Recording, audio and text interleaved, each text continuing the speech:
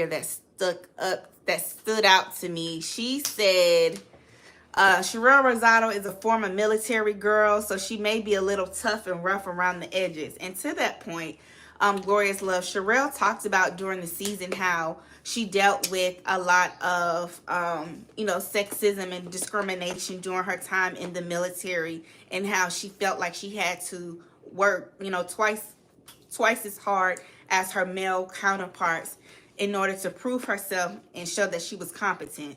So I think that's where, speaking to your point, Mom, where the insecurity comes from. When you're coming from an environment, like the military, we appreciate everybody who served in the military. But, I mean, thank you for your service. It doesn't fall on deaf ears that some individuals do share their experience about the racism and sexism that they deal with being in the service. And so I think that she has internalized that, and she may have PTSD from, the things that she's had to go through while in service. And she has shared that she has struggled with PTSD. And that's also where her fear of being dependent on a man comes from. Yeah. From being in the service and feeling like she had to stand on her own and prove herself as a woman. And her growing up, in poverty, watching her mom struggle to take care of her and her siblings. So I think that's maybe why she presents herself the way that she does, and why she's getting this mean girl rap. But I also think too, y'all, I think that Sharelle Rosado has on her producer hat. And I think that she is intentionally leaning into that mean girl role to get us talking about the show. And kudos to you, Sharelle Rosado, because what are we doing right now? We are talking about the show. I think she's pulling a Dr. Heavenly. Y'all know how, like, on Dr. Heavenly, on Married to Medicine, she'll say that she'll literally go into certain scenes and say something that she know is going to be controversial or triggering to another cast member, because she knows it's going to improve the scene and make it better and really get the drama and the BS started.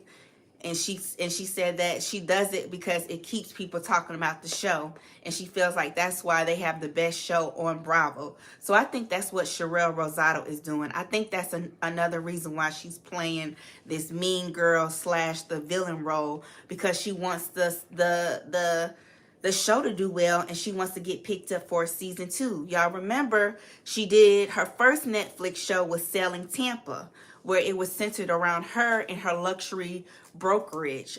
She had her own group of realtors that were under her selling luxury real estate in the Tampa area back in 2021. That only got one season.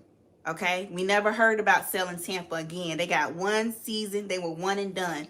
And the biggest complaint from that season, when she was doing the Selling Tampa show, was that they weren't really selling houses, and that they weren't really talking about nothing on the show.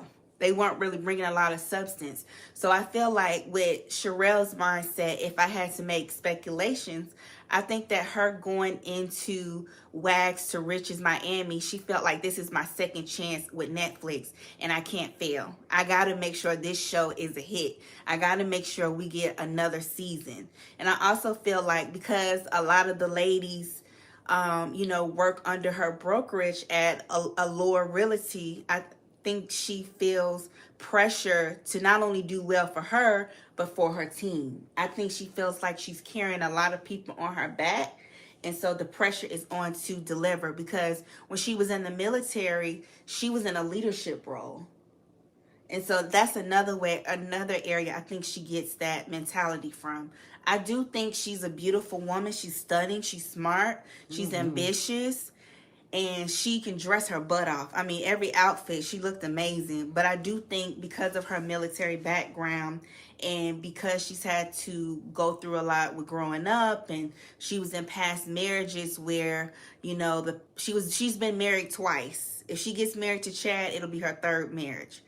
She's talked about how in her past marriages, her husbands were the breadwinner, and she was the stay-at-home wife being submissive, and how once the marriage ended, she had to learn how to take care of herself and her children and get back on her feet again. And she talked about that struggle and how she never wanted to go through that again. So I think that experience, coupled with her military experience and the way she grew up, I think that's why she leans so much into her masculine, because like you said, She's insecure. She's fearful. She said it on the show. One of her biggest fears is being broke.